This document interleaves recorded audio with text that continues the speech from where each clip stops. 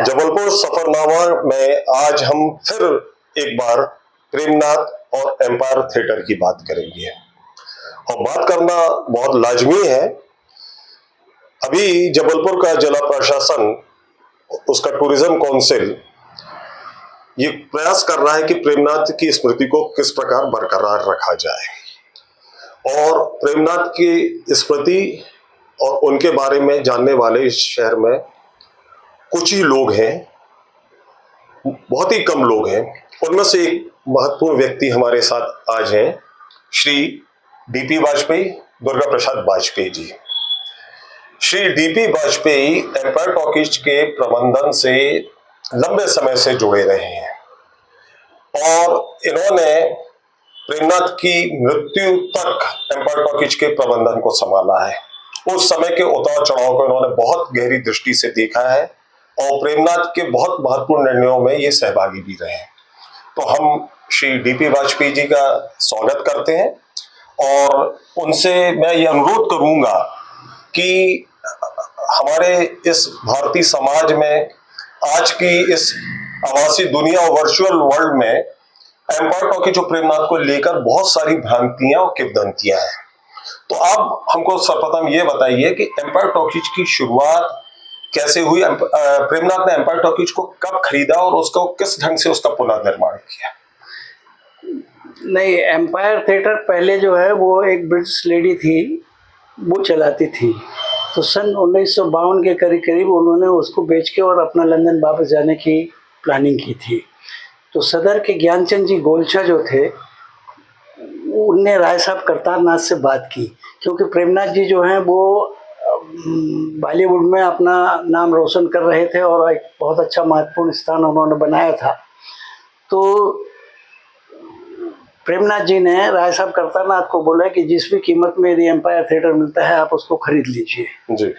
उन्होंने empire theatre खरीद लिया और उसके एम्पायर थिएटर के साथ ही क्या हुआ कि एक वर्मा ब्रदर्स की जो बादल फिल्म थी उसके बाद उन्होंने एक आराम फिल्म की। तो वर्मा ब्रदर्स ने जो है वो अमेरिका से सिनेमा प्रोजेक्टर्स बुलवाए थे जो पैनासोनिक के थे और RCA का साउंड सिस्टम था। तो उन्होंने वो दोनों मशीनें जो हैं वो एम्पायर थिएटर में स्थापित करवा ली और उस फिल्म के बारे में उन्होंने उनसे कोई चार्ज नहीं लिया।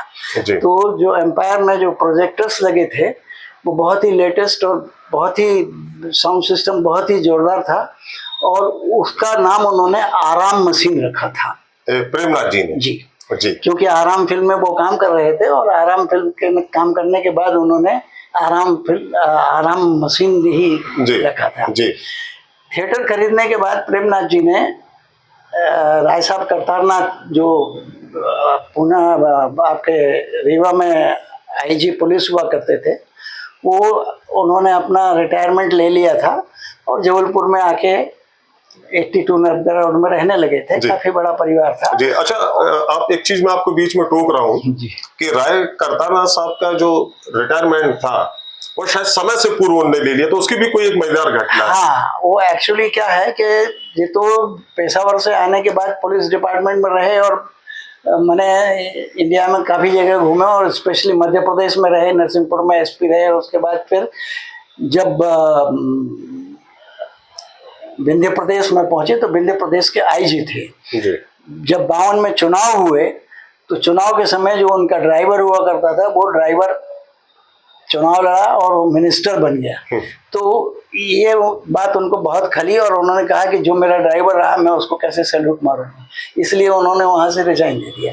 इसके पहले मैंने रीवा में रहते हुए उनकी बेटी कृष्णा की शादी जो है वो राज कपूर से हुई थी, क्योंकि राज कपूर, पृथ्वीराज कपूर और राय साहब करतारनाथ के अपने रिलेशन थे, मगर शादी होने के पहले भी कुछ एक सामाजिक विवाद, उनके समाज में एक विवाद सा उत्पन्न होने लगा था। तो उसके लिए उन्होंने अपने समाज की बैठक करवाई दिल्ली में और बैठक करवाने के बाद ही वो शादी की परमिशन समाज से, मतलब राज कपूर और कृष्णा जी की जो शादी हुई वो उनके बिरादरी की एक पंचायत हुई और पंचायत की सहमति के बाद राज कपूर और कृष्णा जी की शादी हुई। एक बात और थी जी कि राय साहब करतारनाथ के स्ट्रिक्ट इंस्ट्रक्शंस थे कि घर में रेडियो में गाने नहीं बजेंगे जी, केवल न्यूज के लिए ही रेडियो चालू किए जाएं।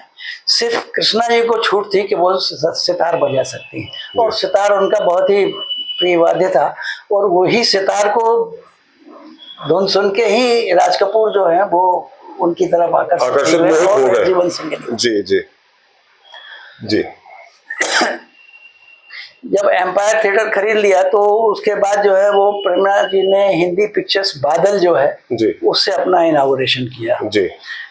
पहले अंग्रेजी फिल्में चलती थी, अंग्रेजी फिल्म चलने के बाद जब हिंदी फिल्म का उनका वो हुआ तो हिंदी फिल्म चलने लगी जी।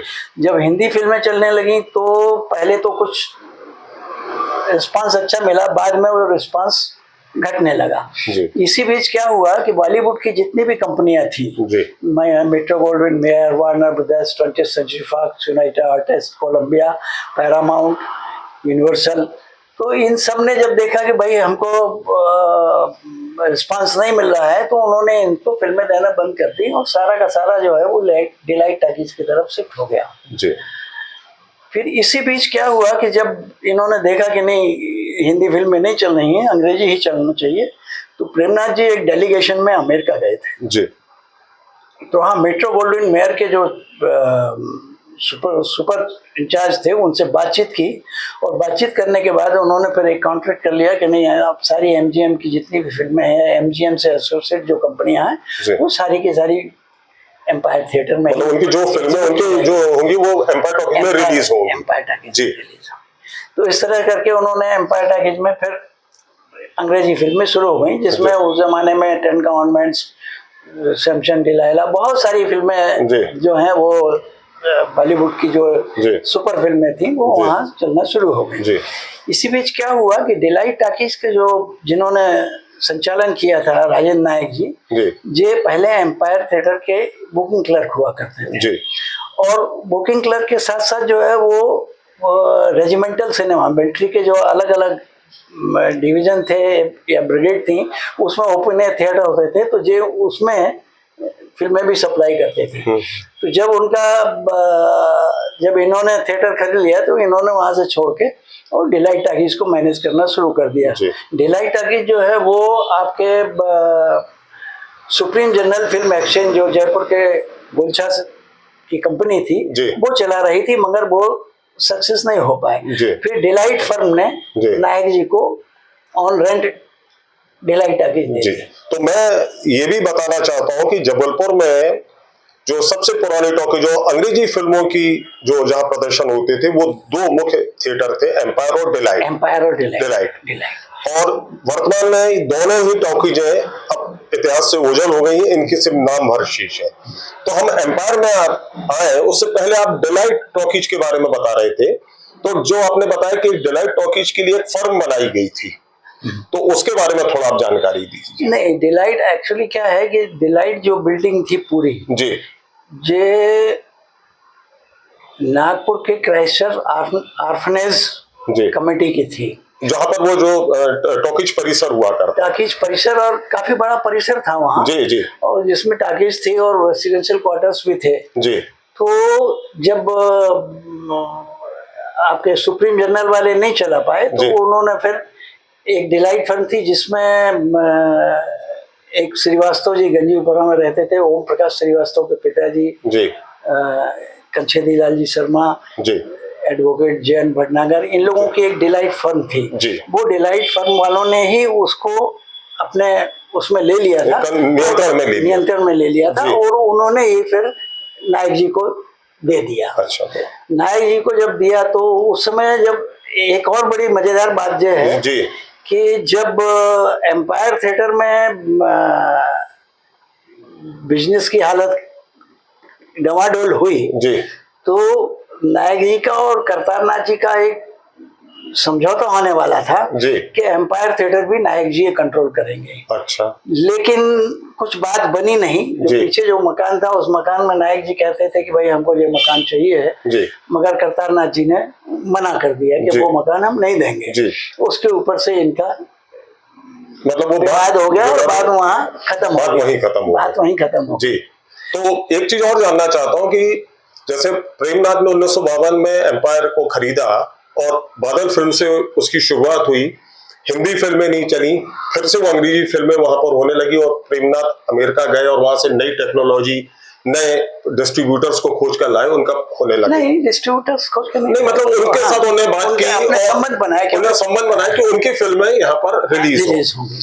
तो क्या मैं ये जानना चाहता हूँ, प्रेमनाथ मतलब बंबई में अभिनय भी कर रहे थे और यहाँ टॉकीज भी संचालित हो रही थी, तो क्या वो पूरा समय एम्पायर थिएटर को देते थे कि करतार नाथ जी? नहीं, यहाँ का प्रबंधन जो है वो, यहाँ जो मैनेजर थे मिस्टर दोराब जी पनवेली वाला जी, दमोह के रहने वाले हैं जी। दमोह में इनके भतीजे ने या बेटे ने बहराम टाकीज भी बनाई थी जी। तो दोराब जी पनवेली वाला सबसे पुराने मैनेजर थे और लंबे समय तक रहे जी। दोराब जी पनवेली वाला के बाद फिर मैनेजमेंट जो है करतारनाथ जी के एक लड़के रवि मल्होत्रा ने संभाला जी। रवि मल्होत्रा ने संभाला तो बहुत अच्छा चला वो जी। और मैंने एम्पायर थिएटर में बहुत अच्छी फिल्में भी चली और सबसे बड़ी बात ये थी कि एम्पायर थिएटर में जो सीटिंग अरेंजमेंट थे वो इतने कन्वीनियंट थे जी। कि लोग बड़े इत्मीनान से आरामदायक कुर्सियों में बैठ के और फिल्म देखते थे जी। तो मैं एक चीज और जानना चाहता हूँ कि राय करतारनाथ जी का कब तक जीवित रहे, मतलब जब तक वो जीवित रहे एम्पायर टॉकीज से तो जुड़े रहे होंगे? हाँ, तो बिल्कुल। मतलब उनकी मृत्यु कब हुई, किस सन में? 1963 में। अच्छा, तो 63 तक करतारनाथ जी भी एम्पायर टॉकीज से जुड़े रहे, हाँ। है ना? फिर 1963 के बाद एम्पायर टॉकीज का क्या हुआ, मतलब उसका प्रबंधन फिर कौन देखने लगा? नहीं, उसमें जब वो राय साहब की मृत्यु के बाद जी प्रेमनाथ जी ने, चूंकि वो सोल प्रोप्राइटर थे जी, तो प्रेमनाथ जी ने अपना स्वामित्व जो है वो एम्पायर थिएटर का अपने पास ले लिया जी। प्रबंधन के लिए उस समय कुछ प्रॉब्लम थे, तो पुष्पा पिक्चर्स बम्बई, जिसने ताजमहल फिल्म को निर्माण किया था, और बीना राय जिसमें हीरोइन, मतलब प्रेमनाथ जी की पत्नी उसमें हीरोइन थी। हाँ जी। तो उस पुष्पा फिल्म्स के, मैंने नडियादवाला के पुष्पा फिल्म्स के जो एक प्रोडक्शन मैनेजर थे मिस्टर रमेश राय सॉरी जी, शाह की रमेश राय को जो है वो उन्होंने यहाँ प्रबंधक बना के भेजा जबलपुर जी। लेकिन रमेश राय 3-4 महीने ही मुश्किल से काट पाए थे और उसके बाद उनको अलग किया जी। उस टेम्परेरी मैनेजमेंट के बीच में शंभूनाथ जी, जो प्रेमनाथ जी के सबसे बड़े भाई थे, उन्होंने अपने नाम से मैनेजमेंट शुरू कर दिया। लेकिन चूंकि मैं भी उस समय जुड़ा था। अच्छा, आप एम्पायर टॉकीज से किस सन में जुड़े? हम सन 63 में ही। अच्छा, आप 1963 से एम्पायर टॉकीज से जुड़ गए? हाँ जी। तो उस समय उनके प्रबंधन को भी मुझे देखना पड़ता था और मैंने क्या डिलाइट और एम्पायर में एक सबसे खास बात ये थी जी कि एक ही बुकिंग क्लर्क रहता था और एक ही बुकिंग विंडो होती थी जिससे सारी टिकटें। अच्छा, मतलब एम्पायर टॉकीज और डिलाइट टॉकीज में किसी भी क्लास की आपको टिकट लेना है, एक ही विंडो रहती थी, अलग अलग विंडो नहीं रहती, अलग अलग विंडो नहीं होती, तो एक ही विंडो में सारी चीजें चलती थी और उस समय ज्यादा परेशानियां भी नहीं होती थी, भीड़ संतुलित रहती थी, कोई उसमें वो नहीं था और हाउसफुल भी हो जाता था, ज्यादा से ज्यादा आधा घंटे के समय में हाउसफुल हो जाता था। 800 सीटों की टिकटें रहती थी, तो जो भी थे वो मैनेज हो जाता था, मैनेज हो जाता जी जी।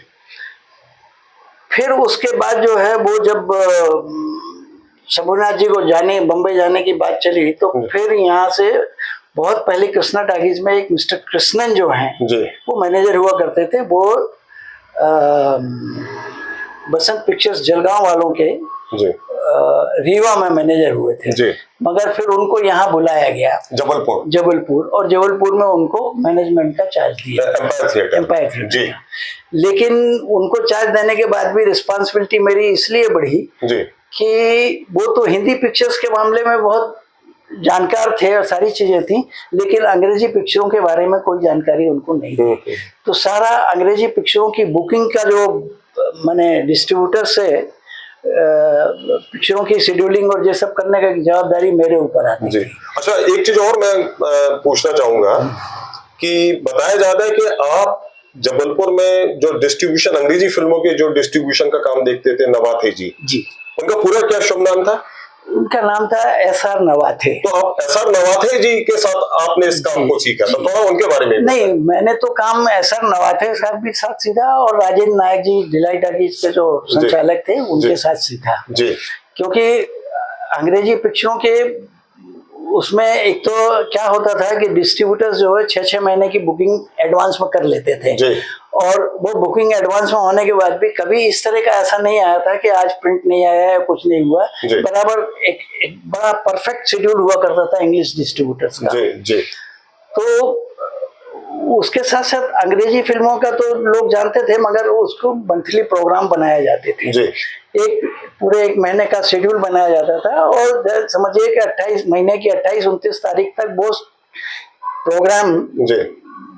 शेड्यूल जो है वो डिस्ट्रीब्यूट हो जाते हैं प्रिंट होके। जी जी जी। और उसमें जो है वो तरह तरह की भाषा का इस्तेमाल, हिंदी और अंग्रेजी भाषा का, कौन से सेलेक्टिव वर्ड्स होना चाहिए, कौन से सेंटेंसेस होना चाहिए, तो वो किया जाता था। तो वो एक बड़ा अंग्रेजी फिल्मों की शेड्यूलिंग और उसकी पूरा प्रबंधन आप देखा करते थे। हाँ। और कृष्णन साहब हिंदी फिल्मों के नहीं, हिंदी वो तो सभी पूरा देखा करते थे। हाँ, लेकिन मेरा एक अलग वो था क्योंकि मैं तो पार्ट टाइमर के रूप में देखता था वहाँ और जितना काम होता था उतना तो मैं कर लेता था मगर इसके बाद कभी कभी क्या होता था कि यदि मैनेजर कोई सही ढंग से काम नहीं कर रहा है या कुछ हेरा फेरी हो रही है, कुछ हो रहा है, तो मैं वहां से छोड़ के चला जाता था। जी।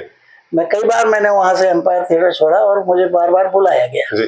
तो मैं ये जानना चाहता हूँ कि जब आपने मतलब एम्पायर थिएटर में आपकी एंट्री हुई, आपने काम संभालना शुरू हुआ, तो आपको वो सन या वो समय याद है कि जब सर्वप्रथम आपका प्रेमनाथ से मुलाकात हुई हो? आप नहीं, वो तो 1963 में ही हमारी प्रेमनाथ जी से मुलाकात हुई थी।